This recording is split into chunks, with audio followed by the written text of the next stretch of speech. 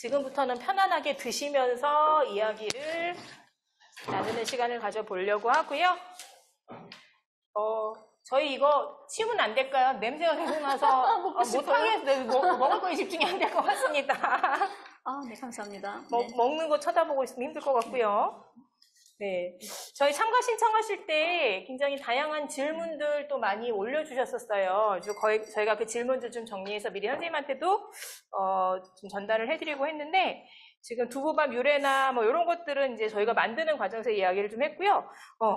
선생님, 저는 나중에 이제 선생님들 통해 가지고 알아서 가끔 가서 이제 먹으러 가는데, 남쪽에 내려오시고 나서 북쪽 음식 드시고 싶으실 때 이게 집에서도 만들어 드시지만 사 먹으러 가시는 곳이 혹시 있는지 질문이 있었거든요. 저 인천에 가요. 인천? 네. 인천에 너년동이라고 있던데 네네. 거기가 이렇게 북에서 오신 분들, 일명 태국자라고 하죠. 뭐 이런 분들이 여기 많이 모여 살더라고요. 네. 인천에. 그래서 그분들이 만드는 뭐 고향집, 뭐 고향 생강, 뭐 무슨 왕만두, 순대 이래가지고 그런 식당들 많이 열렸어요. 그래서 거기에 제 단골로 한 집 만들어가지고 항상 거기 가서 추억도 쌓고 뭐 그러죠. 그럼 가셔서 제일 많이 드시는 음식이 어떤 걸까요?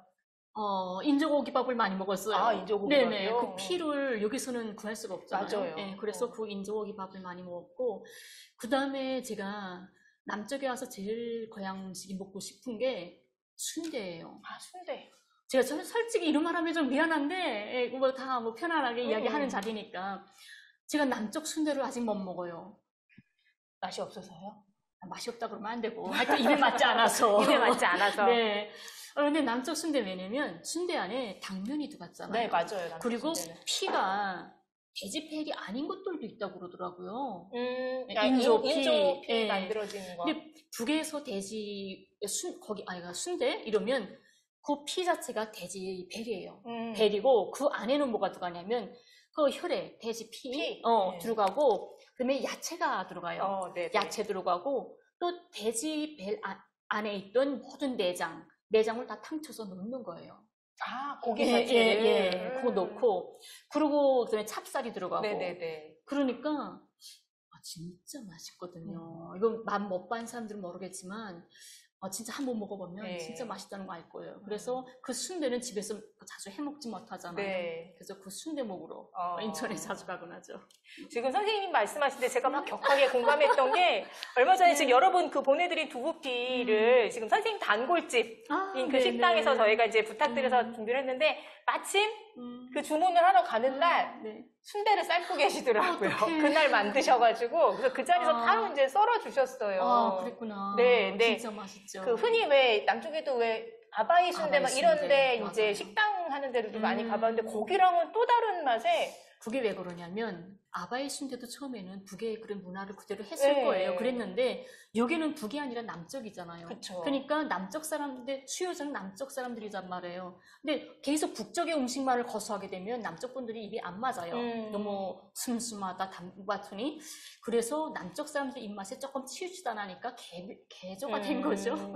그렇겠죠. 근데 아무튼 정통 이북식 순대를 그때 아무튼 먹어봤는데 굉장히 순대가 담백하더라고요. 그리고 정말 말씀하신 건 중간중간 밥알이 막 씹혀가지고 지금도 생각나는 사실 맛이어서, 혹시 기회가 되면은 저도 먹으러 다시 가고 싶다는 생각이 들고요. 지금 화면에 완성하신 것들인데, 밥에다가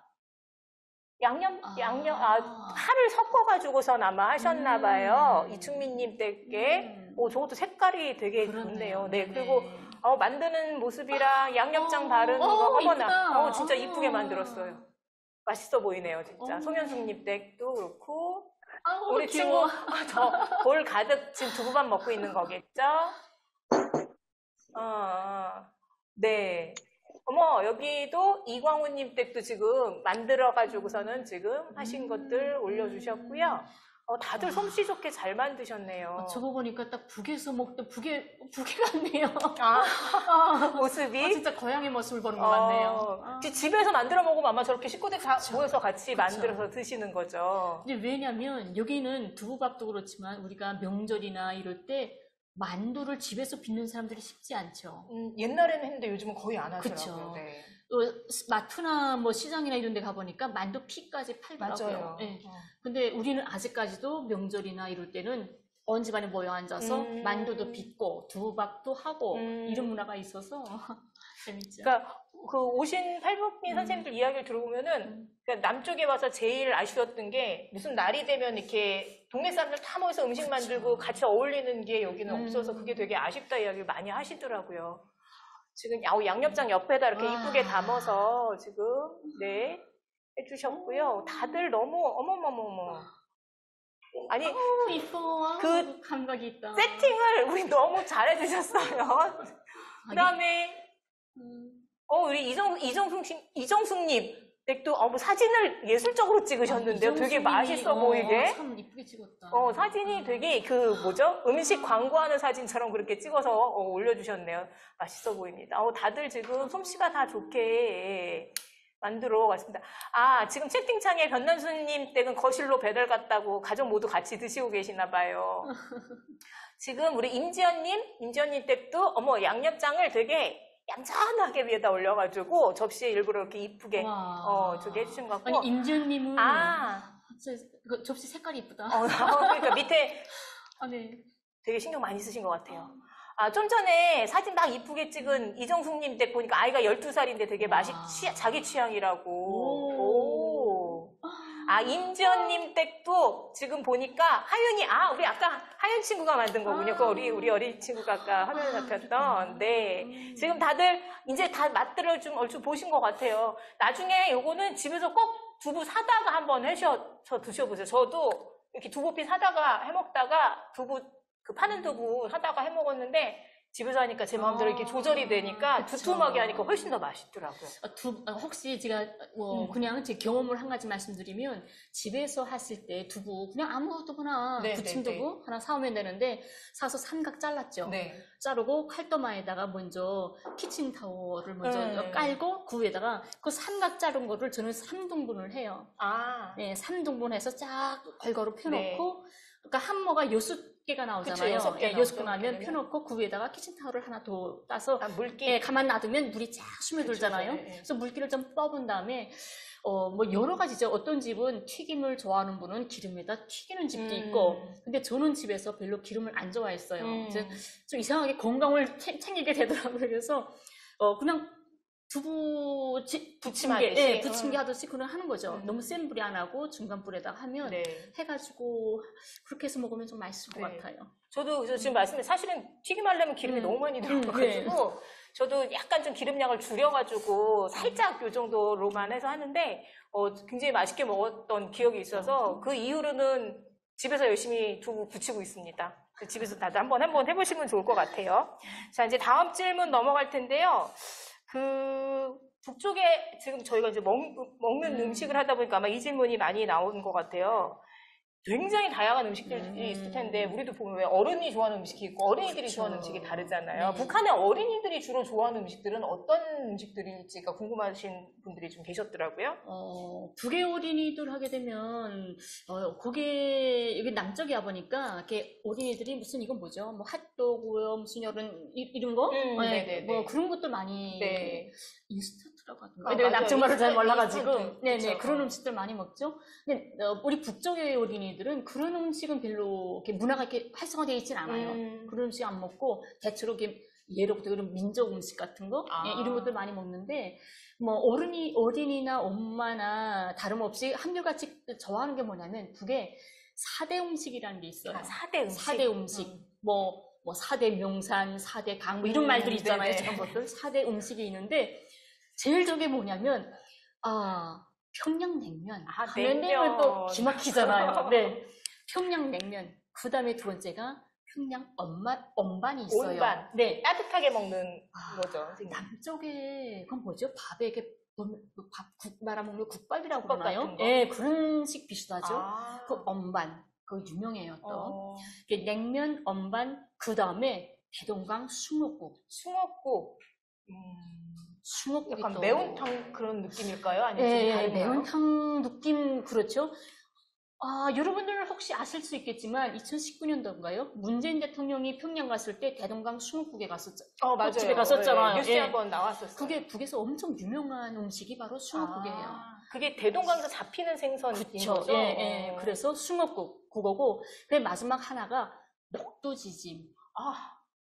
넉도지짐. 네. 여기서 전이라고 하나요? 저 여기는 전이라고 하죠. 네, 우리는 지짐이라고 하는데 이게 4대 음식이죠. 그래서 집에서 애들도 좋아하는 게 집에서 지짐 부쳐 먹는 거, 넉도지짐 뭐 이런 것들도 많이 먹죠. 네. 저희도 왜 저는 다 좋아하시지 않나요? 싫어하시는 분 거의 없을 건데 다만 뭐 네. 종류가 다른. 네. 근데 저희 같은 경우는 저희 중조 할아버지 할머니께서 만주에서 한동안 사셔가지고 명절이 되면 녹두전을 꼭 부쳐 먹는 게 익숙해서 저도 굉장히 좋아하거든요.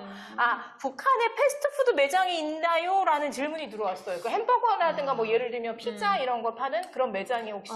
매장이 여기처럼 뭐 푸드 무슨 제가 죄송합니다. 제가 남쪽 말을 잘 외래어를 잘 몰라가지고 북에는 이런 식당이나 뭐 이런 푸드역에서처럼 뭐 어떻게 1층이 전부 이런 매장 같은 거 있잖아요. 네. 그런 건 없어요. 그러니까 뭐 1층이 예를 들면 전체 막 식당만 있는 그런 데는 없고. 뭐 백화점이나 이런 데 가게 되면 1층 전반이 쫙 뭐 푸드타운인지 뭐 그런 게 있잖아요. 맞아요. 음식들. 뭐 푸드코트 막 해가지고 이렇게 있는 데들. 그런 게 아니고 우리는 그런 햄버거도 있어요. 햄버거. 있는데 햄버거가 아니라 고기 겹빵이라고 그러죠. 말이 좀 다르게. 그런 거 하는 매장이 또 따로 있고, 뭐 이거 하는 매장 따로 있고, 이렇게 따로따로 단품들을 하고 있죠. 그러니까 종류는 남쪽이나 다름없이 똑같은 다 판매는 하지만 그게 모여서 그렇게 하진 않고 다 각각의 매장들이 따로 있다. 이 말씀이신 것 같아요. 대체로 북에는 남쪽에는 이 소양 음식들이 많이 들어와 있잖아요. 뭐 햄버거나 이런 도넛 이런 거 다 우리 민족 음식도 아니잖아요. 맞아요. 근데 하여튼 여러 가지 이유로 해서 북에는 이런 서양 음식보다는 대체로 우리 옛날부터 오는 우리 민족 음식 이런 것들이 더 많이 장려되어 있죠. 지금 질문 중에 특별한 음식 말고 아침에 먹는 평범한 국이나 반찬을 뭐가 먹는지가 궁금하다고 올리신 분이 계신데 뭐 먹나요, 선생님? 같아요. 그쵸? 남쪽 분들이나 제가 참 우아했던 게 뭐냐면 어떤 자리에 한번 갔었는데 초등학생이었어요. 초등학생이 뭐라고 하냐면 북한 학생들도 신발 신고 다니나요? 정말 놀랐거든요. 근데 그거는 초등학생이니까 그럴 수 있죠, 당연히. 그쵸. 근데 어떤 자리에 갔는데 대학생이 북한 사람들도 김치를 먹습니까? 전 정말 놀랐어요. 그래서 여러분들도 북에 못 갔다 오셨으니까 북쪽 사람들은 어떤 음식을 먹을까? 아침 출근 때 뭐 이런 생각하실 수 있는데 똑같아요. 여러분들하고 뭐 아침에 뭐 늦으면 그냥 찬밥에다가 그냥 봄이랑 뭐 비빔밥도 해 먹을 수 있고, 아니면 뭐 국이 없으면 뭐 김치에서 대충 먹기도 하고, 아니면 뭐 조금 시간 여유가 있으면 북에서 제일 많이 접하는 게 북에 무슨 속담이 있냐면요. 북에 가장 많은 게 뭘 같아요? 가장 많은 거요? 가장 많은 거? 뭐가 있어요? 가장 많은 게 동태예요. 동태. 네. 그래서 북에 뭐라고 하냐면 동태보다 더 많은 게 여자다. 여자보다 많은 게 동태다. 이런 말이 있어요. 얼마나 동태가 많으면 여자보다 더 많은 게 동태라고, 이런 식으로. 그래서 동태가 매 집마다, 아파트는 베란다마다 이게 꾸러미 있잖아요. 몇 개씩 묶어놓는 꾸러미. 꾸러미들. 베란다 다 매달아 놓고, 단독주택인 경우에는 나무가지에다 막 두릉두릉 매달아 놔서 겨울에 비 맞고 눈 맞고 말랐다 젖었다 하면서 그게 애들의 간식이에요. 나무에 기어 올라가서 뚝 뜯어가지고 두드려서 뚝뚝 뜯어 먹고. 겨울에 하나의 간식? 뭐 이렇게도 우리가 어릴 때 그렇게 자랐던 거죠. 남쪽 같은 경우는 동태, 이거 이제 말린 것들을 덕장이라고 하는 곳에서 전문적으로 말리시거든요. 강원도 쪽에서 보면 겨울에 많이 하시거든요. 근데 그거를 북에서는 따로 하는 게 아니라 집에서 그냥 집집마다 다들 이렇게 하시는. 따로 하는 그런 것도 있죠. 왜냐면 식당마다 명태탕이요. 제가 명태 이야기를 왜 했냐면 북쪽 사람들이 가장 또 좋아하는 음식이라던가 집에서 뭘 먹냐 할 때에 명태탕, 명태국 이런 거 참 좋아해요. 집에서도. 그리고 북에서 가장 많이, 북은 공급제잖아요. 자기가 장사해서 막 이렇게 이런 것보다는 공급제이기 때문에 식구가 5식구, 뭐 3식구 하게 되면 그 식구에 한한 1인당 몇 그램씩이라고 해서 국가가 배정을 한단 말이에요. 그러니까 1인당 뭐 동태 5마리, 뭐 계란 매달 하게 되면 이번 주에 몇 그램 차려줬다 하게 되면 봤는데 그때 제일 많이 차려지는 게 이런 메기. 열대 메기 해가지고 메기와 동태를 제일 많이 공급해서요. 그다음에 도루메기. 도루메기. 여기는 도루묵이라고 그러는 것 같아요. 도루메기. 네. 이런 것들 많이 하기 때문에 어떤 집은 막 진짜 이거 초치거나 할 정도로. 맞아서. 예. 그래서 그런 것들을 그냥 매운탕도 해 먹고, 그냥 절임도 해 먹고, 이런 것들 그냥 해 먹죠. 먹는 거는 여기나 거기나 맞습니다. 옛날부터 먹던 게 원래 우리나라 한국인들 먹던 주식이라는 개념들이 있잖아요. 그래서 별 차이 없는 것 같고, 저 중국에 한번 갔을 때 그 북쪽 식당을 한번 갔는데 평양 김치 이렇게 해가지고 배추김치 주셨는데 굉장히 담백하고 맛있었어요. 근데 그쵸. 너무 맛이 익숙해서 어디서 이걸 먹어봤나 했더니 어려서 제가 먹던 서울김치. 어려서 할머니가 담가주는 서울김치랑 굉장히 맛이 유사하더라고요. 김치는 달라요. 제가 남과 북을 다 경험해 보니까 다른 건 좀 비슷하다 했는데 제가 앞에 말했던 순대 그런 거 다른 것처럼 김치가 가장 다르더라고요. 남쪽에 와서도 제가 이렇게 뭐 해마다 김치는 안 해봤지만 몇 번 해봤는데 남쪽 분들 김치하는 방법은 제가 대체적으로 보면 뭐 배추를 절여서 그러면 양념을 뭐 해서 그냥 어디다 넣으면 끝이죠. 그렇죠. 북은 아니에요. 그러면 배추에다 양념을 묻혀서 뭐 덕이면 덕, 단지면 단지에 넣었어요. 넣었다가 3일 만에 다시 소고기 뼈나 돼지고기나 이런 걸 삶아요. 그래서 이 육수를 식히면 위에 기름이 뜨죠. 기름 싹 건져 넣고 맑은 육수를 김치에서 3일 만에 거기다 육수를 넣어야 돼요. 육수 붓는 그러면 거기에 이 김치, 배추가 물에 다 잠긴단 말이에요. 그래서 위에 일부러 덜 같은 걸 눌러넣죠. 그러면 겨우 내내 물에 잠겨 있는데 대체로 북쪽 사람들이 남쪽 사람들과 달리 제일 좋아하는 게 냉면을 좋아해요. 북쪽 사람들이 언면 좋아하는 사람들 별로 쉽지 않을걸요? 그러신 것 같아요. 한 겨울에도 냉면을 먹어요. 그래서 북쪽 사람들은 냉면은 겨울에 먹으라는 게 냉면이다 이런 말 하거든요. 냉면을 어떻게 먹냐면 겨울에 나가서 우리는 이렇게 단독주택 같은 데는 땅에다 김치도 파묻잖아요. 남쪽은 뭐 수시로 김치 해 먹을 수 있고 하지만 북은 겨울이 반철이잖아요. 그래서 반철 식량이라고 해요. 그래서 겨울 한 5월, 6월 때까지 먹어야 되거든요. 그쵸. 그러니까 그거를 추운 겨울에 나가서 얼었죠. 툭툭 깨가지고 그 국물 퍼서 국수 말아 먹고 또 이런 게 왜 가능하냐면 북에는 이 아파트 단지마다의 밥공장이라는 게 있어요. 밥공장이라고 있어가지고 이래 직장 나가는 주부들이 퇴근해서 집에 와서 밥을 하려면 힘들죠. 왜 요즘은 힘들게 밥을 해야 돼. 그래서 곳곳에 밥공장이 있어서 일 나갔다 온 사람들이 쉽게 해먹으라고 해서 밥을 해줘요. 근데 매일 먹는 사람들이 아침에도 점심에도 밥을 먹었는데 저녁까지 뭐 밥을 먹고 그렇게 지겹죠? 근데 대체로 국수를 좋아하니까 거기에 밥공장 가게 되면 그 자리에서 국수 분틀에서 뽑아줘요. 면을 바로 뽑아가지고? 면을 뽑아줘. 뽑아서 찬물에다 쫙 헹궈서 주는데 가서 우리 3식구입니다, 5식구입니다 하게 되면 5사리를 그릇에 담아주죠. 그럼 가지고 와서 집에서 그 김치 국물에다 그냥 말아서 먹는 면을 거죠. 거기서 삶아서 가지고 오고 집에서 그거 김치만. 면 삶을 새가 없잖아요. 피곤한데. 그래서 많은 집들이 뭐 하루에 한 끼는 무조건 여기도 남쪽 김치말이 국수 이런 거를 많이 드시거든요. 근데 그거하고 비슷한 형태인 것 같은데 이게 좀 다른 거 김장김치를 아예 그렇게 처음부터 만드신다는 게 그러네요. 지금 또 올라온 질문들 여러인데 이제 음식 이야기는 잠깐 여기까지만 좀 하고요. 다른 다양한 질문들이 있어서 지금 그 실제 북한에서 사상교육 받는다고 하는데 어떤 내용을 듣나요? 라는 질문, 교육과 관련된 이야기가 나왔어요. 근데 남쪽은 사실은 북에 대해서 지금 음식만 해도 질문하신 것들을 이렇게 쭉 보니까 우리가 너무 모르는구나, 서로 모르는구나라는 생각이 많이 드는데 아마 저 부분도 그런 부분에서 이야기가 나오지 않았을까라는 생각이 지금 좀 드네요. 흔히 뭐 예를 들면 김일성, 김정일에 관한 교육, 사회주의에 관한 교육을 받는다라고 이야기를 많이 저희도 듣고 있고 그렇게 알고 있는 경우가 사실 대부분인데 막상 사실상 오시고 학교를 다니셨던 선생님 입장에서는 네. 어떤지 좀 이야기를 부탁드릴게요. 그렇죠. 남쪽에서 가장 많이 말하는 게 북은 세뇌시켰다. 네. 네. 그 김일성 가족의 어떤 그런 역사를 세뇌시켰다. 이런 말을 가장 많이 해서 참 안타깝다. 내가 살던 세상은 그런 세상이 아니었는데 안타깝다는 생각이 들었는데 당연히 북에서 나쁘게 세뇌다고 하면 세뇌됐겠죠? 사상 공부를 하니까 공부시키니까. 근데 우리 북의 기본이 김일성 이런 뭐 자기 나라 대통령에 대한 공부를 한다 하게 되면 그 혁명 역사라고 하죠. 네. 네. 근데 북에서 역사하게 되면 3가지 역사를 배워요.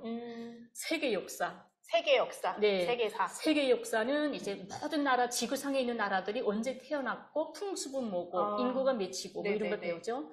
2번째로 조선 역사를 배워요. 조선 역사. 우리로 치면 한국 역사. 네, 한국사인가요? 네. 이게 삼국시대로 해가지고 고려, 신라, 백제 쭉 뭐 배우죠. 뭐 여기서는 신라 통일 이런 것도 배우잖아요. 그처럼 배우고 그 다음에 3번째가 혁명 역사를 배웁니다. 혁명 역사. 네, 그래서 세뇌 교육 시킨다고 하겠죠.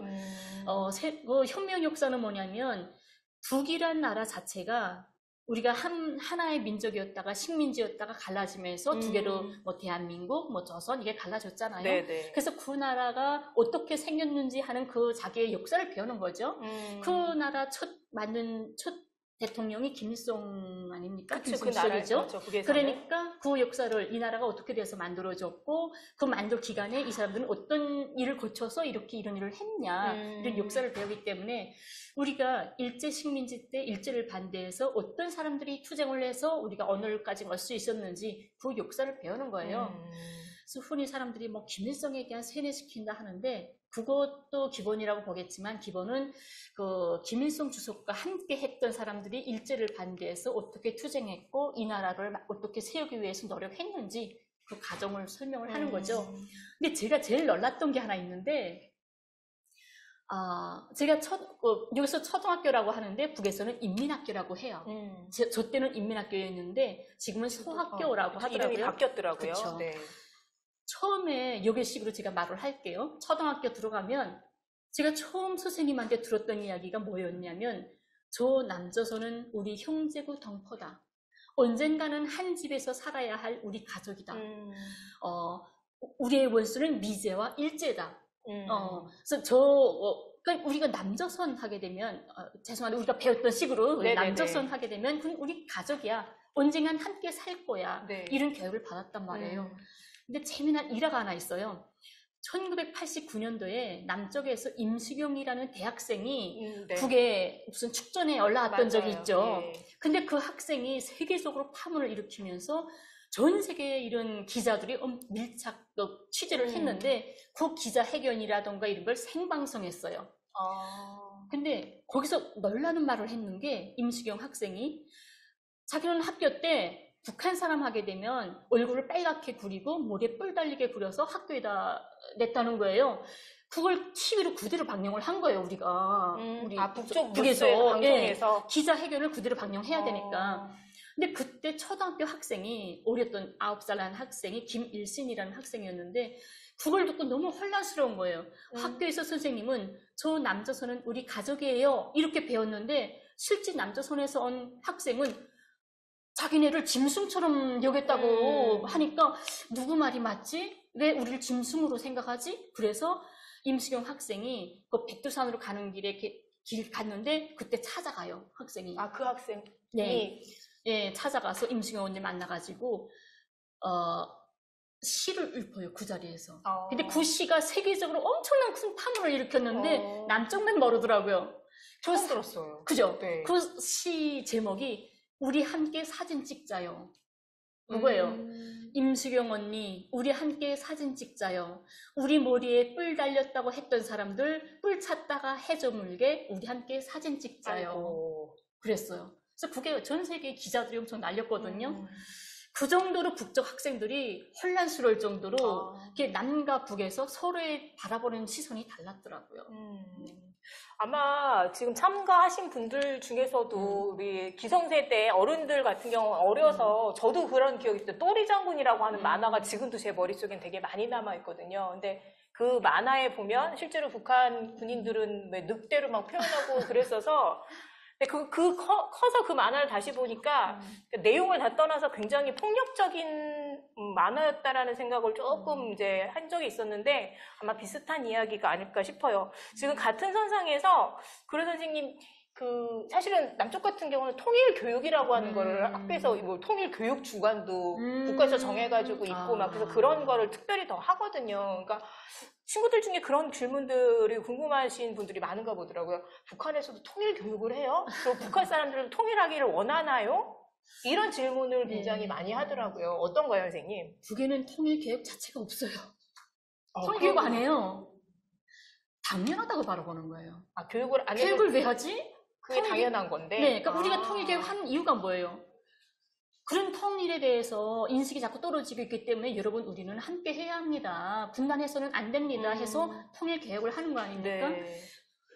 제가 남쪽 분들한테 물어봤어요. 여러분 통일이 필요하다고 생각합니까? 했더니 필요하다고. 그래서 왜 필요하다고 생각하세요? 하니까 통일돼야 북의 그 많은 자원을 우리가 활용할 수 있고 북의 싼 인력을 우리가 활용할 수 있기 때문에 그런 대답을 경제적인 이유가 많이 나오네요. 그래서 역시 이게 좀 다르구나 했는데 여러분들이 혹시 나중에 기회가 돼서 북쪽 사람들한테 가서 여러분들 왜 통일이 필요하다고 생각합니까? 하고 물어보시면 아마 한결같이 이런 말을 할 겁니다. 가족이 함께 하는데 이유가 있어야 됩니까? 이런 말을 할 거예요. 이만큼 북쪽 사람들은 가족이 함께 당연히 모여 살아야 돼. 우리는 가족이야. 이런 인식이 어려서부터 가지고 있기 때문에 따로 저 남쪽과 우리 북은 함께 통일해야 됩니다, 여러분. 이런 계획을 따로 할 필요가 없는 거예요. 당연한 걸. 굉장히 자연스럽게 그냥 그죠? 몸에 밴 듯이 그렇게 지금 생각을 하고 있는 것 같습니다. 그리고 이거는 조금 선생님 개인적인 질문일 수도 있을 것 같아요. 지금 혼자 와 계신다고 하니까 사실 혼자 계시다면은 가족이나 이렇게 그리운 경우들 있으실 거 아니에요. 그래서 어떤 때가 가장 가족들이 보고 싶으신지 또 그럴 때는 어떻게 또 그걸 잘 이겨내시는지 이런 질문을 조금 드려야 되겠네요. 네. 그러니까 엄마니까 당연히 자식이 제일 보고 싶겠죠. 그렇겠죠. 많은 어머니들도 오셨으니까. 근데 제가 이상한 건지 아니면 북쪽 문화가 그런지 모르겠지만 당연히 자식이 먼저라고 생각할 것 같은데 제가 이렇게 이산가족이 돼 보니까 자식이 첫 번째가 아니더라고요. 그러면은 1번이 부모였어요. 저는. 부모님. 부모예요. 연로하신 부모님들 이제 얼마 안 남으셨을 건데 얼마나 힘들까. 제가 여기 와서 제가 항상 힘들고 슬프진 않아요. 기쁘고 즐거울 때도 많아요. 근데 즐겁고 맛있는 것도 많이 먹잖아요. 그럴 때마다 나 이렇게 즐겁고 기뻐서 이럴 때 우리 부모님은 아직도 이 딸을 생각해서 눈물을 흘리겠구나. 이걸 생각하면 너무 막 가슴이 아프거든요. 그래서 처음에 남쪽에 왔을 때 가장 몇 년 동안 숨 막히게 아팠던 게 부모였어요. 그 다음에 그게 조금 좀 가라앉으니까 그 다음에 딸이. 그 어린 게 자다 깨나면 엄마하고 찾아야 될 애가 아침에 일어나면 엄마가 밥상 차리는 거를 투정질하면서 먹어야 될 어린애가 엄마 없이 그 어린애 자기가 밥하고 자기가 챙겨서 학교 가야 되고 대학 입학할 때도 엄마 축하도 없이 혼자 가고 사회 나갈 때도 혼자 해야 되고 이런 걸 혼자 겪었다고 생각하니까 참 미안하고 그렇죠? 그래서 남쪽에 와서 가장 집이 그립고 가슴이 막 미어질 때가 언제냐면 저녁이에요. 저녁에 길 가면 저녁에 밖은 어둡잖아요. 어두운데 집집마다 아파트나 이런 데 보면 불이 환해요. 네. 근데 아파트 밑에 지나가려면 딸꾸락딸꾸락 뭐 밥상 그릇 소리도 나고 뭐 애들 웃는 소리도 나고 할 때면 나 저기 들어가서 끼우고 싶다. 그런 생각이 나죠. 그때가 제일 그립죠. 아마 비슷한 경험을 하시는 분들이 다 그렇지 않을까 싶어요. 특별히 어떤 그런 경우가 아니라 정말 소소한 일상 생활 속에서 오는 것들이 굉장히 좀 그럴 것 같습니다. 지금 선생님 아프시다고 들었는데 힘내시라고. 감사합니다. 네. 지금은 많이 저희도 아까 오랜만에 이제 얼굴 뵈면서 얼굴이 많이 좋아지셔서 네, 다행히 좀 걱정을 덜었는데 네, 많이 좋아지셨다고 하고요. 이런 질문이 있습니다. 이제 북한에선 아빠들도 요리를 하나요? 라는 질문이 있습니다. 그렇죠. 그냥 남쪽에도 아빠들이 엄청나게 애처가처럼 막 그 주방에서 열심히 네. 하시는 분들도 있고 그런 것처럼 저희 남편은 또 이 세상에 저밖에 몰랐던 남자. 네. 애청하셨군요. 네, 그래가지고 엄청 뭐 잘하죠. 근데 최적으로 보니까 세대 차이인 것 같아요. 저희 세대 때까지만 해도 남자들이 조금 가부장적인 뭐 이런 거 있고 지금 세대들한테 그랬다면 큰일 나겠죠. 북쪽도 많이 변화가 있네요. 그러면은. 옛날에 저 때만 해도 제가 연애할 때 길 갈 때 애인하고 뭐 손 하나 잡는 거 엄청 쑥스럽고 창피했죠. 머리 막 손 본다게 되면 막 부끄럽고 머리도 멋들고. 근데 제가 그다음에 제가 어른이 돼가지고 애엄마 돼서 퇴근길에 가보면 그 길에 공원 옆이랑 머리 들고 뭐 쳐다가요. 그 벤츠마다에 서로 둘이 끼고 막 붙어 앉고 뭐 이래서 눈을 어디다 둬야 될지 그렇거든요. 아마 여기도 같을걸요. 지하철 타게 되면 어떤 때는 눈 어디다 둘지 모르겠어요. 젊은 사람들이. 가끔 그런 때가 있죠. 근데 우리 세대 때는 안 그랬잖아요. 그렇죠? 세대 차이인 것 같아요. 그러네요. 어느 사회든 아무튼 시간이 지나면서 변하는 거는 그쵸. 다들 비슷하게 가는 것 같습니다.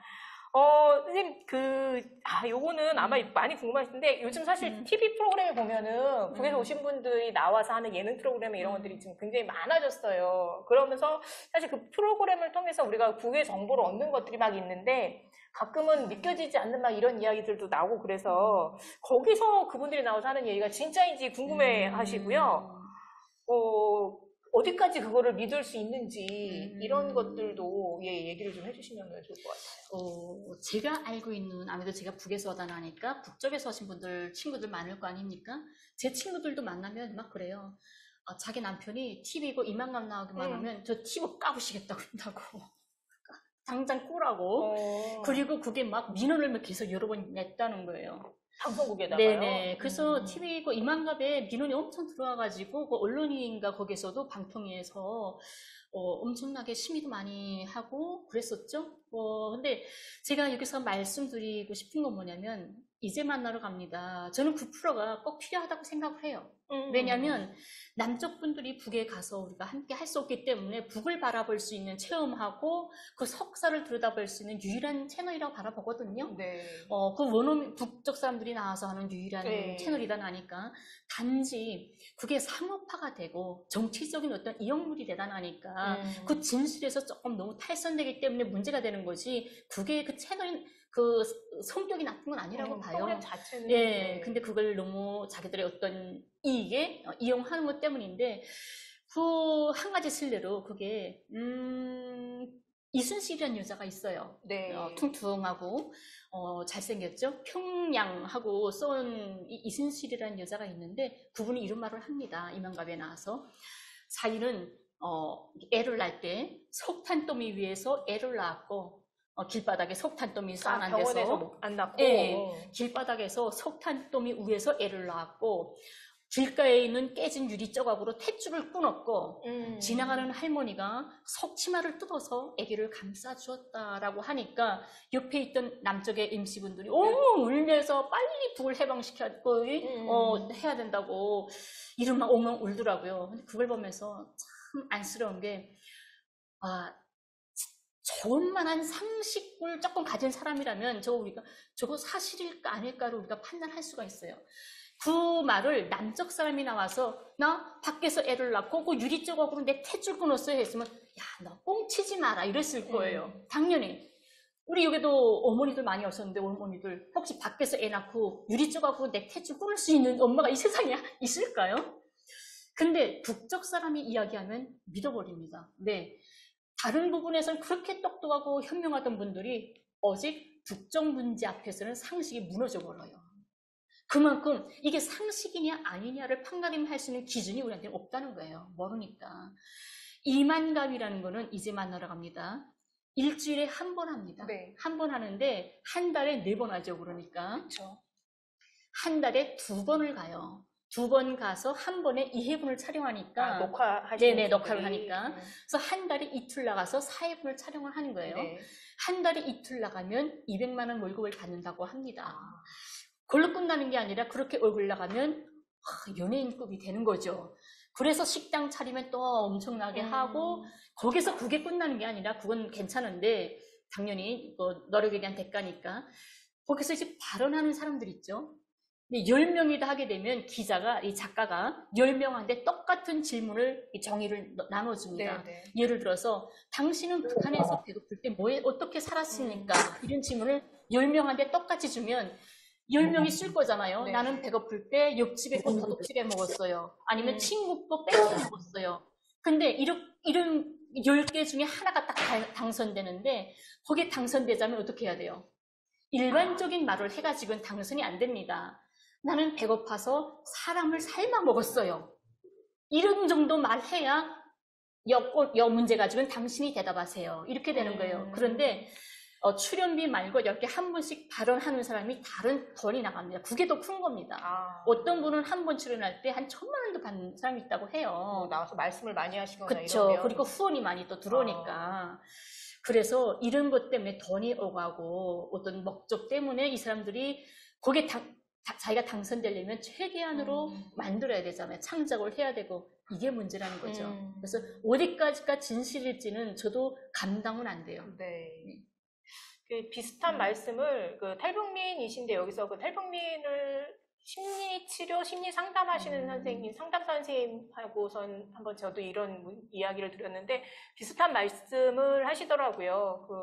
방송에 나오는 이야기는 각자 판단에 맡기긴 하지만 그래도 좀 가려서 들어야 될 필요는 있다라고 하는 거 하나, 지금 말씀하신 것처럼 사실은 저도 잘 모르고요. 북한에 대해서 우리가 알 수 있는 방법이 거의 없잖아요. 그러니까 주어지는 정보들만 가지고 판단을 하다 보니까 어쩔 수 없이 가지고 있는 선입견이라는 게 분명히 좀 있다는 생각이 들어요. 그래서 그런 걸 떠나서 정말 북이라고 하는 것이 우리랑 지금 분단돼서 계속 대립해오는 이런 국가가 아니라 전혀 다른 나라였으면 어땠을까라고 한번 좀 돌려 생각해 보는 것도 좀 방법이지 않을까라는 생각이 지금 들고요. 제가 한번 이게 참 안타깝다고 생각했던 게 어떤 게 2000년대 초반에 남녀분들이 북에 아리랑 집단체조도 구경 많이 가고 네. 금강산 구경도 많이 갔어요. 근데 그때 어떤 어머니 단체였나 봐요. 어머니 단체에서 한 여러 명이 평양에 가서 북의 관광 호수를 타고 어느 농장밭 옆을 지났대요. 근데 감자밭인데 한 엄마가 버스 창문으로 보다가 감자꽃이 우리하고 똑같네 하고 말을 했대요. 그랬더니 버스 안에 타고 있던 북의 안내원이 꽃만 같은 게 아니라 감자 알도 같습니다. 저는 그 말을 들으면서 이게 우리 현실이로구나. 네. 분단이 현실이구나 이렇게 생각을 했는데 저는 남쪽 분들이 북 하게 되면 항상 총 쏘고 어둡고 굶어 죽고 핵 쏘고 이런 생각만 한단 말이에요. 그 속에서 사람들이 어떤 생각하고 뭘 먹고 어떻게 살아가는지 사람 이야기를 들여다보려고 안 하잖아요. 그래서 제가 좀 자꾸 말이 길어지는데 죄송한데 한 가지만 말씀 더 드릴게요. 이거 한 몇 년 전에 다 기억하실걸요. 남쪽에 한노총이나 민주노총 뭐 이래서 노동자들이 축구 경기를 평양에 갔던 적이 있어요. 노동자 축구대회. 네네, 그렇죠. 그래서 경기장에 갔는데 그날따라 일이 안 될 때라 비가 내렸다는 거예요. 막 이렇게 버슬비가 내리니까 남측의 노동자 선수들이 먼저 경기장에 딱 들어서서 이렇게 중심이면 한쪽은 남쪽 선수들이 앉는 의자, 한쪽은 북쪽 선수들이 앉는 의자 이렇게 갈라 앉았는데 남쪽 선수들이 자기네 자리로 가려고 톡 했는데 북쪽 선수들이 남쪽 자리에 앉아 있는 거예요. 그러니까 남쪽 선수들이 쟤들 뭐야? 왜 우리 자리에 앉았어? 그 앞에 가니까 그때야 북쪽 사람들이 일어나서 자기네 자리로 지나갔다는 거예요. 그래서 응? 하고 그냥 앉았대요. 그때 생각 없이. 근데 그 다음에 알았던 게 이 남쪽 선수들이 앉는 의자가 비에 젖을까봐 북쪽 선수들이 그 의자에 앉아있다가 남쪽 선수들이 오니까 그 자리를 내주고 자기는 젖은 의자가 앉았다는 거예요. 그거를 남쪽 선수 갔다 와서 이야기를 해주는데 이게 바로 우리 통일 이야기 아니냐. 이게 사람 이야기 아니냐. 이런 생각이 들었던 거죠. 네. 이렇게 편하게 편한 사람 이야기를 하고 싶은 거죠, 저는. 저도 이제 그러니까 최근에 와서 이제 여러 탈북민 선생님들 이야기를 듣다 보면 이런 말씀을 굉장히 많이 해주시더라고요. 우리랑 별다를 것 없이 똑같은 사람들이고, 사실은 그래서 남쪽 사람들이라고 하면 더 마음이 가고, 그쵸. 정이 간다 이런 얘기를 굉장히 많이 해주셨었던 것 같습니다. 그 소소한, 그래서 그쪽에서, 북쪽 분들이 사시는 이야기를 지금 또 하나 질문드리면, 우리나라처럼 배달 문화가 있는지가 궁금해요. 남한은 사실은 전 세계에서 유명한 배달의 민족이잖아요. 북쪽도 그런 게 있는지 지금 궁금해 하시네요. 여러분 혹시 냉면, 어디 식당에서 냉면 배달해 먹을 수 있죠? 있죠. 그쵸? 네. 평양에서는 앉아서 엉뚱한 냉면 배달해 먹습니다. 엉뚱한 냉면 배달이 돼요? 근데 배달을 어떻게 하냐면 여러분들과 똑같아요. 휴대폰으로 배달합니다. 예. 그럼 배달, 우리를 지금 어플 같은 거, 이런 게 다 있고, 핸드폰으로 카드 결제 다 되고요. 네. 뭐 지하철 같은 것도 핸드폰 다 되고, 이거 슈퍼마켓. 네네. 옛날에는, 이런 백화점이나 큰 상점들이 많이 있었어요. 근데 그 백화점이나 상점들을 모두 슈퍼마켓으로 다 전환을 했어요. 남쪽에 마켓 있는 것처럼. 네네네. 그래서 여러분들과 똑같은 모습으로 아마 유튜브에도 많이 소개가 됐을 텐데, 카트 있죠. 이거 밀고 끌고 가서, 그건 슈퍼마켓에서 막 들고 하죠. 근데 달라진 게 뭐냐면, 옛날에 고난의 행군 때, 그때 좀 어렵고 할 때 보면, 이런 상점들이 가게 되면, 수입 상품, 중국 상품들이죠, 기본은. 네. 다른 나라에서 들어올 수 없고, 어제 중국 것만 들어왔으니까, 중국 상품들이 한 90% 차지하고, 구석에 우리나라 거 조금 있었어요. 근데 지금은 90%가 국내산이고, 옆에 10%가 조금 그냥 소개하는 식으로 수입 상품들, 그런 수입 코너가 따로 있다는 거예요. 그래서 국내 상품들이 엄청 많은 거죠. 남쪽이랑 비슷하겠는데요, 그럼? 여기도 한쪽에 수입품 코너같이 이렇게 따로 아마 있으니까. 북의 그런 모습을 아마 화면에다 띄우고 어딜까요 하게 되면 북이라고 가면 누가 생각 안 할걸요? 그럴 것 퀴즈로 같아요. 낼 수도 있어요. 저는 최근 사진을 몇 가지를 봤었는데 잠깐 고민하고 있었습니다. 보면서 이게 어딜까? 정말 북한이 맞나? 할 정도로 굉장히 많이 좀 변화된 모습들이 있어서 하고요. 지금 얼추 시간을 보니까 이 선생님 말씀이 되게 재미있게 저희가 돼가지고 시간이 많이 갔습니다. 아쉽지만 선생님하고 이야기는 여기까지 해야 될 것 같고요. 시작할 때 말씀드린 것처럼 퀴즈 대회를 좀 하려고 합니다. 퀴즈가 어렵진 않고요. 지금 선생님이 말씀해준 것 중에 힌트가 있을 수도 있고요. 한 5문제 저희가 풀어볼 거고요. 채팅창에 퀴즈를 풀 수 있는 사이트 주소를 지금 올려드릴 거예요. 그쪽으로 클릭을 하시고 들어오시면 되고요. 저희가 5문제를 이 퀴즈 프로그램의 장점, 똑같은 정답이라도 먼저 누른부릴수록 그 점수가 올라갑니다. 그래서 가장 높은 점수를 받으신 5분께는 소소하지만 저희가 그 음료 교환할 수 있는 기프티콘을 지금 보내드리려고 합니다. 자, 지금 사이트 올라와 있나요? 네. 지금 막 하고 계시는 중이니까요. 채팅창에 이제 주소 올라오면은 그 주소를 클릭해가지고 들어오시면 됩니다. 줌에서 나오시면은 안 돼요. 줌은 그냥 계셔야 돼요. 지금 막 올라왔습니다. 퀴즈쇼 해가지고 영어로 되어 있는 그 사이트를 클릭해서 들어오시면 됩니다. 들어오실 때 처음에 닉네임 적는 칸이 있습니다. 그 칸에다가 실명 적어주셔야 돼요. 아이디 적으시면 저희가 어느 분인지 몰라요. 아이고, 지금 말씀드리기 전에 이미 들어오신 분이 계신데 후후라고 들어오신 선생님은 나갔다가 다시 들어오셔야 할 것 같아요. 이 사이트 안에서는 이름이 수정이 안 돼서요. 혹시 실명이 아니라 다른 아이디나 뭐 닉네임으로 별명 같은 걸로 들어오신 분은 다시 나갔다가 다시 입장, 다시 누르면은, 좋겠습니다. 네. 지금 말씀드린 대로 지금 제가 잠깐 일어나서 봐야 되는데 지금 다른 분들은 다 이제 성함 들어오고 계시고 후후라고 입장하신 분만 죄송하지만 정말 나갔다가 다시 들어와 주시면 감사하겠습니다. 퀴즈를 지금 풀다 보면은 아마 북에 대해서 선생님이 또 몇 가지 이야기를 더 해주실 수 있을 것 같아요. 자, 지금 저희가 22분 오늘 참가하고 계시는데요. 저희 주최 측 빼고 22분, 들어오셨는데 아직 다 안 들어오고 계신가요? 네? 16분? 그럼 거의 다 들어오신 거죠? 자, 다 들어오신 거죠? 잠시만요. 인원 확인 한 번만 저희가 또 하겠습니다. 네, 그러면 통일이라고 이런 거 저희 선생님이신 거죠? 관계자이신가요? 아니면 통일이라고 들어오신 분이 혹시 일반 참가자시면은 나가셨다가 다시 들어오셔야 됩니다. 예. 예, 그러면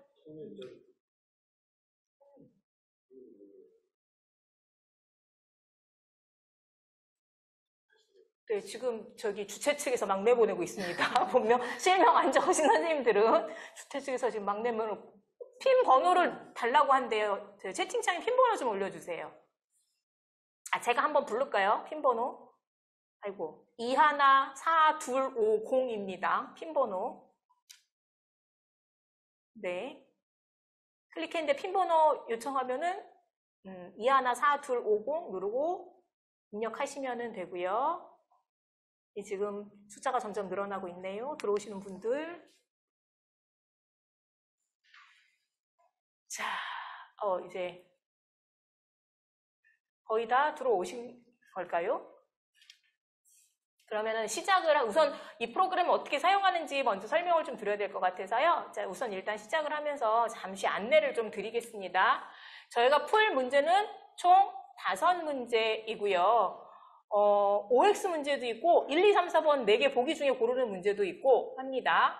자, 근데 문제를 제가 읽어드리기도 하겠지만 먼저 화면 통해서 보시고 정답을 몇 번인지 알 것 같다 싶을 때는 정답을 클릭하신 다음에 밑에 보면 제출하기라고 하는 버튼이 같이 뜰 거예요. 그 버튼을 꼭 같이 눌러주셔야 됩니다.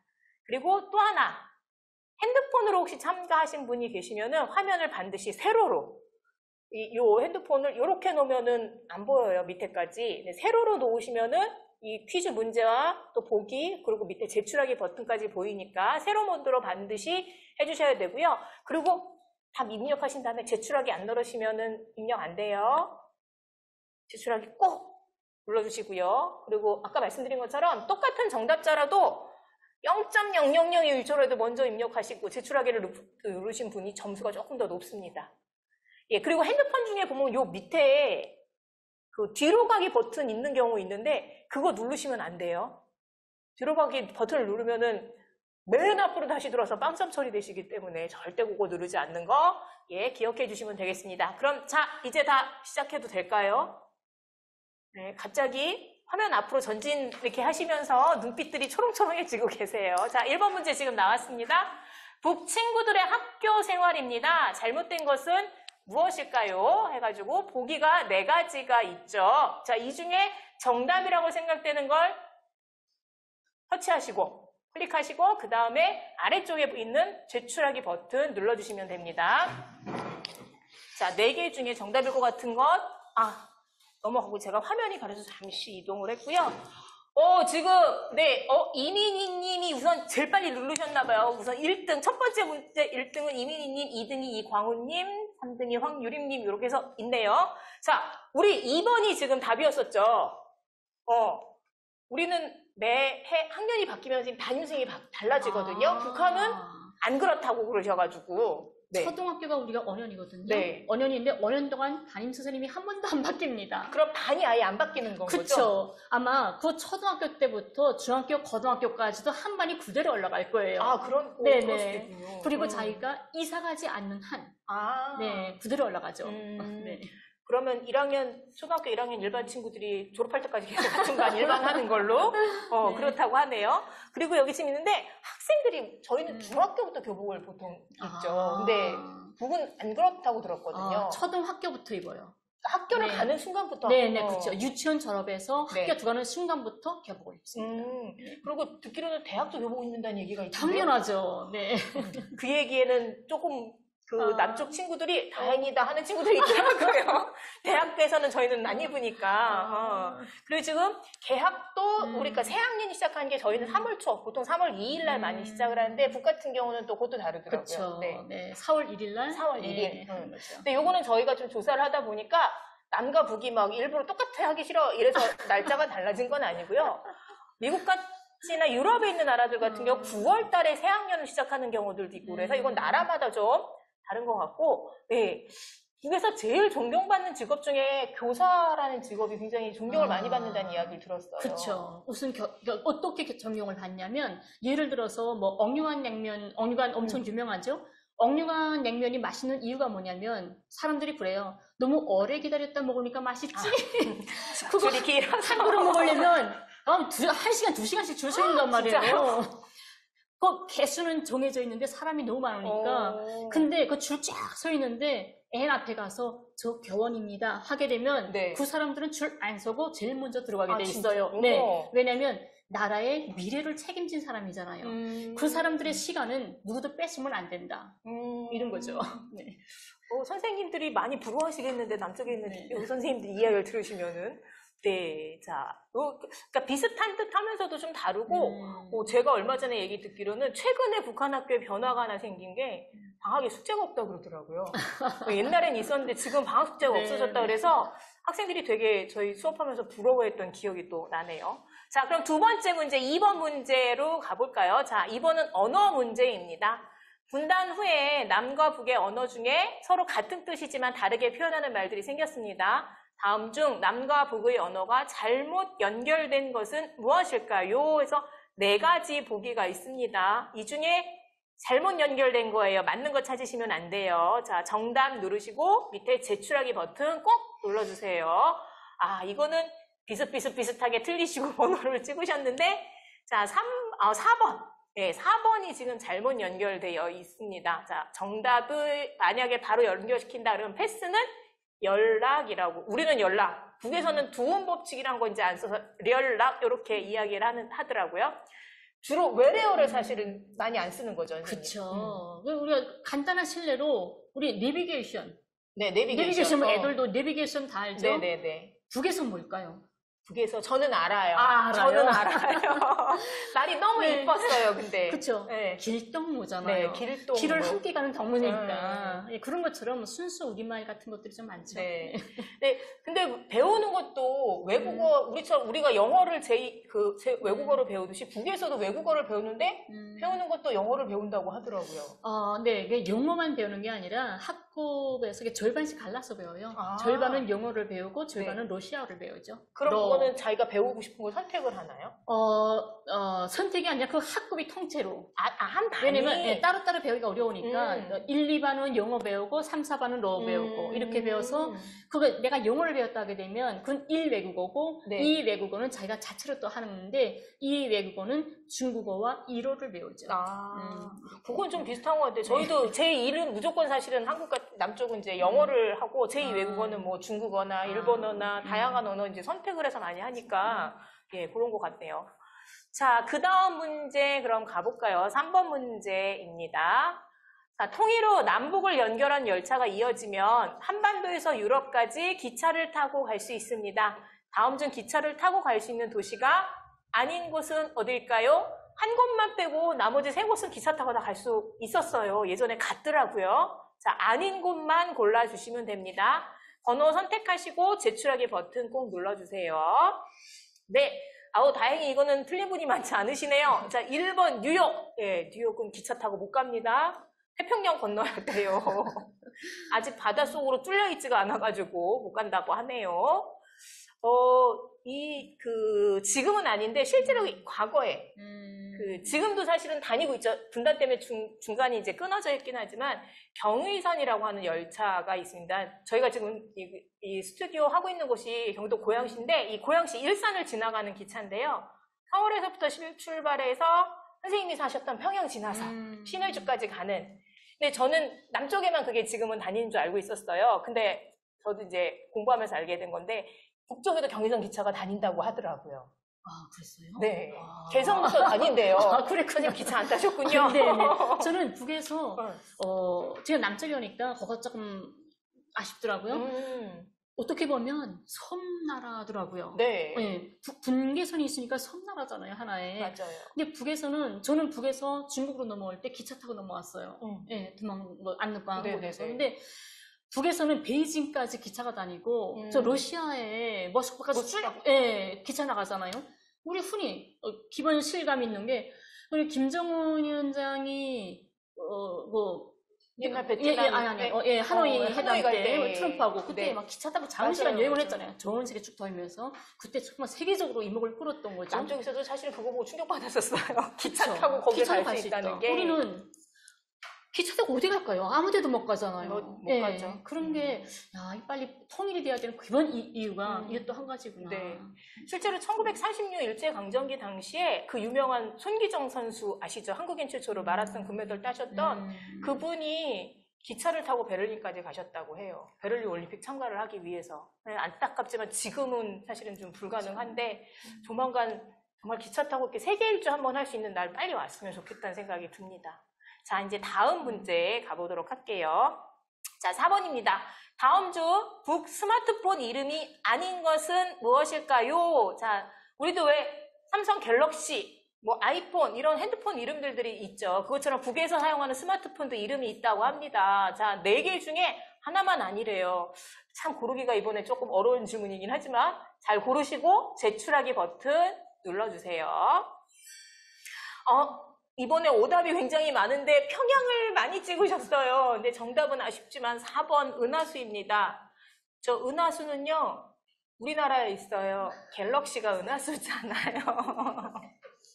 그리고 은하수 관현악단, 그렇죠? 북쪽에 은하수 관현악단 있죠. 요거 보니까 아까 선생님 우리 배달 아까 얘기했을 때 스마트폰에 있다고 하셨던 이야기. 저기 보니까 뭐 인공지능도 가능하고 음성인식에 얼굴 식별 다 된다고 이제 나오더라고요. 네. 선생님 계실 때는 저 정도까지는 아니었었죠? 제가 있을 때는 스마트폰은 없었어요. 스마트폰은 없고, 밀개식. 저 옛날 밀개식? 휴대폰 이렇게 밀어가지고 하는 밀개식 선전화, 덮개식 선전화. 그러니까 폴더폰인가요? 네네, 폴더. 맞아. 여기는 폴더라고 부르죠. 네네, 우리는 밀개식 선전화, 덮개식 선전화 이렇게 있었죠. 네.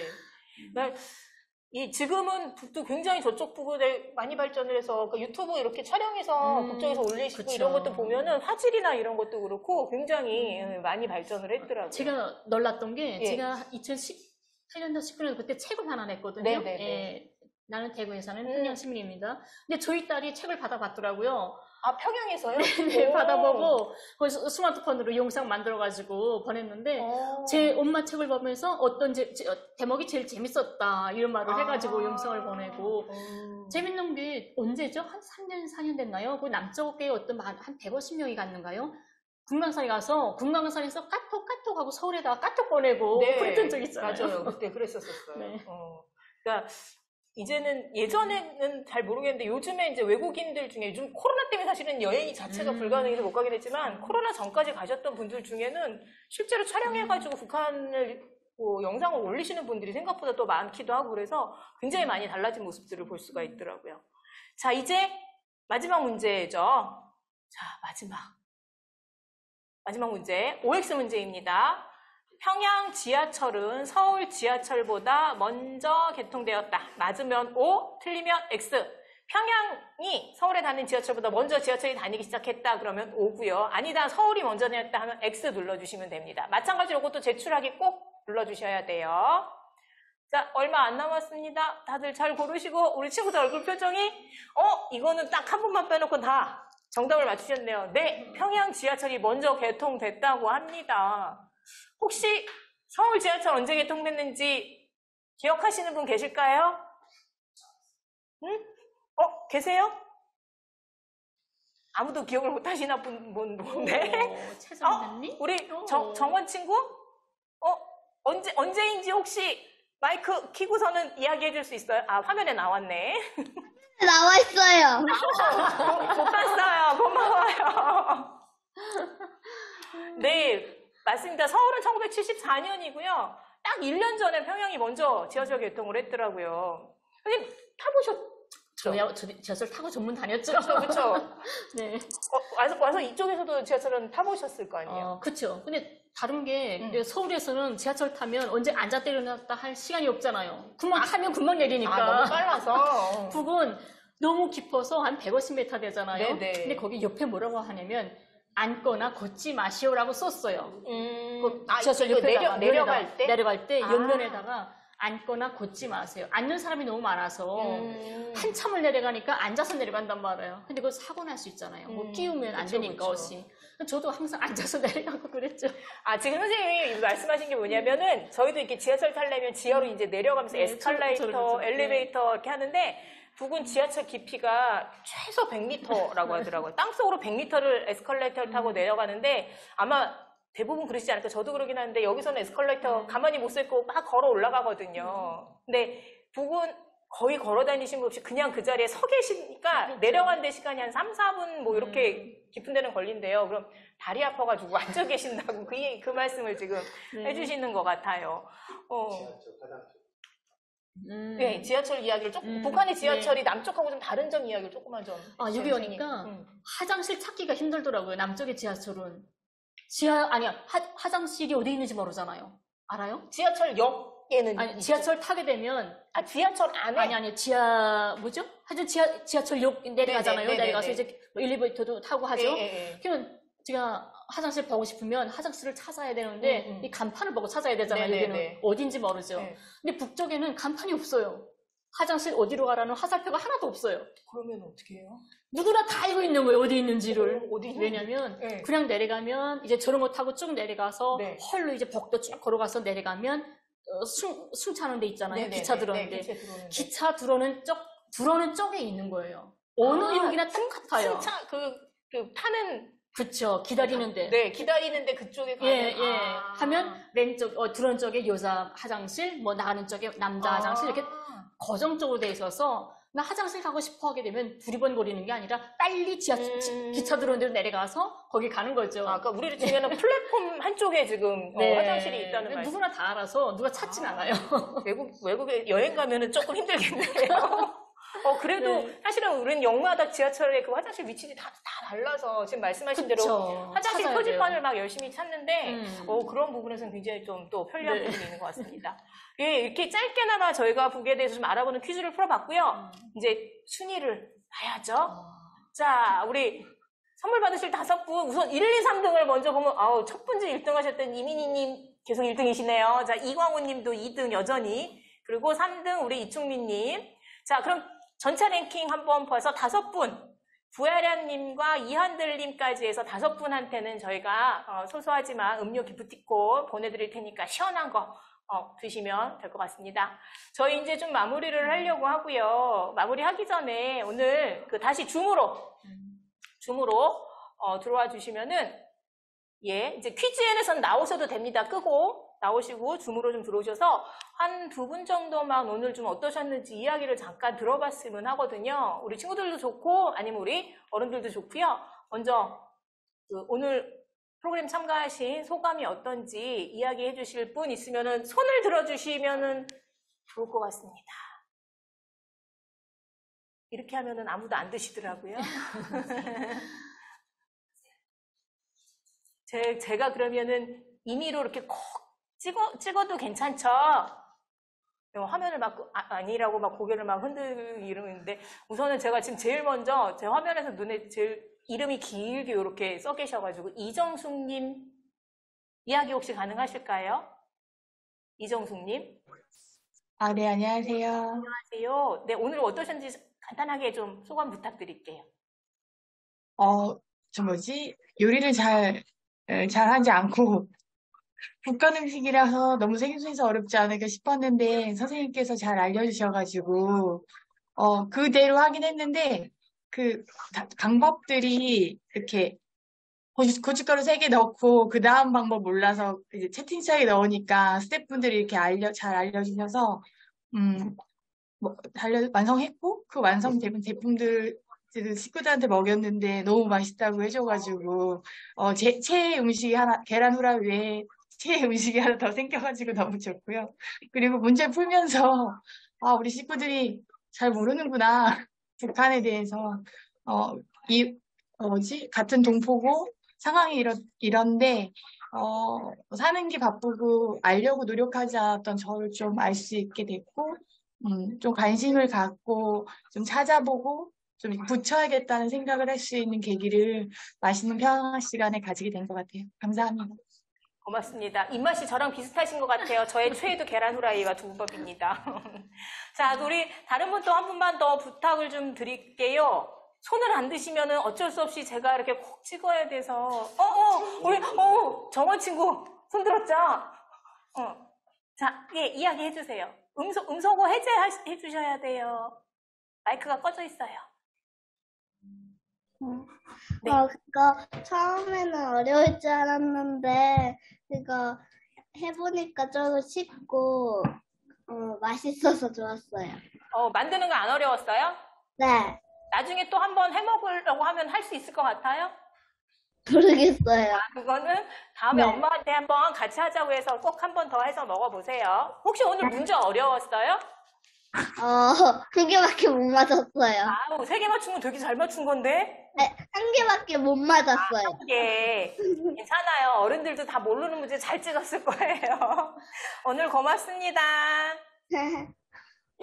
예, 아마 다들 즐겁게 보내셨으리라고 제가 믿고, 예, 오늘 참가해 주셔서 너무너무 감사하고요. 오늘 한 번으로 끝나지 말고, 기회가 될 때마다 이런 기회가 있으면 또 한 번 뵐 수 있는 시간들이 좀 있었으면 좋겠습니다. 그리고 저희가 아마 단톡방하고 채팅창에 설문지 링크를 하나 올려드릴 거예요. 저희가 이게 그 민주운동 기념사업에서 지원받아서 하는 사업이다 보니까 이후에 또 이런 프로그램들이 계속될 수 있게끔 여러분들이 설문을 해주시면은 또 큰 도움이 되니까 잊지 말고 설문 꼭 부탁드리겠습니다.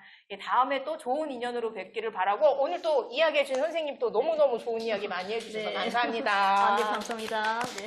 아까 막 선생님 아름다우십니다 막 올라왔는데 제가 전달을 못 드렸어요. 네. 자, 여러분 남은 일요일 저녁 시간 편안하게 잘 보내시고요. 새로운 한 주도 또 열심히 힘차게 시작하시길 바라면서 저희는 여기서 마치겠습니다. 고맙습니다. 네.